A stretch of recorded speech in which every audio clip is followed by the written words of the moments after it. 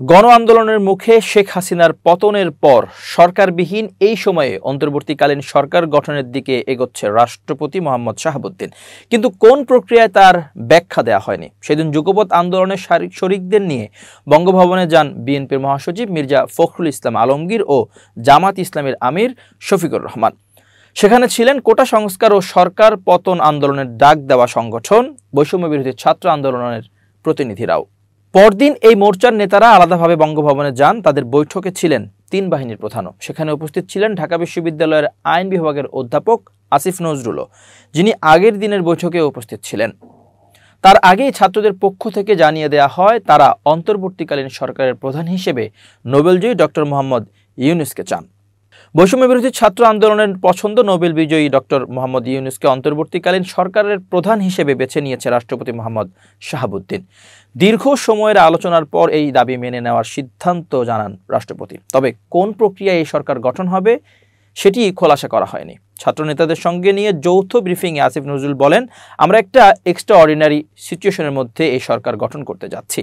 Extraordinary সিচুয়েশনে সরকার গঠনের ক্ষেত্রে বিভিন্নভাবে এটাকে বৈধতা দেওয়ার সাংবিধানিক রীতি আছে, নিয়ম আছে, সেটা অনুসরণ করা হবে।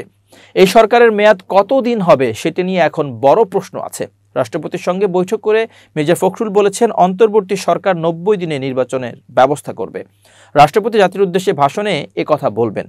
তবে রাষ্ট্রপতি অন্তর্বর্তী সরকারের কথা বললেও 90 দিনের মধ্যে নির্বাচনের বিষয়ে কথা বলেননি। আবার সমন্বয়কদেরকে নিয়ে রাষ্ট্রপতির সঙ্গে বৈঠক শেষে আসিফ নজরুল বলেন, অন্তর্বর্তীকালীন সরকারের মেয়াদ নিয়ে এখনই কিছু ঠিক করা হয়নি। আন্দোলনরত ছাত্রছাত্রীদের দাবি অনুযায়ী দ্বাদশ সংসদ ভেঙে দিয়েছেন রাষ্ট্রপতি। সংবিধান অনুযায়ী সংসদের মেয়াদ শেষের আগের 90 দিনের মধ্যে ভোট আয়োজনের বিধান রয়েছে। কোনো কারণে সংসদ আগে ভেঙে গেলে পরের 90 দিনের মধ্যে নির্বাচন হওয়ার কথা।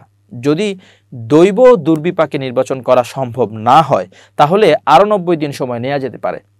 অন্যদিকে বৈষম্য বিরোধী ছাত্র আন্দোলনের নেতাদের দাবি, ডক্টর মোহাম্মদ ইউনূসকে অর্থাৎ অন্তর্বর্তীকালীন সরকার 3 থেকে 6 বছর মেয়াদী করার আহ্বান জানান তারা। তবে এইটার বিপক্ষে মত দিয়েছেন সাবেক কোটা সংস্কারকারী আন্দোলনের নেতা মুখপাত্র ভিপি নুরুল হক নূর। তিনি বলেছেন যে 3 থেকে 6 বছর এটা কোন ধরনের নিয়ম? সর্বোচ্চ 3 থেকে 6 মাস সময় নেওয়া যেতে পারে নির্বাচন দেওয়ার ক্ষেত্রে। তার পক্ষেই অর্থাৎ এই 90 দিনের পক্ষেই সাফাই গিয়েছেন জামাতের আমির ডক্টর শফিকুর রহমান, বিএনপির মহাসচিব মির্জা ফখরুল ইসলাম আলমগীর এবং চরমনের পীর ফয়জুল করিম।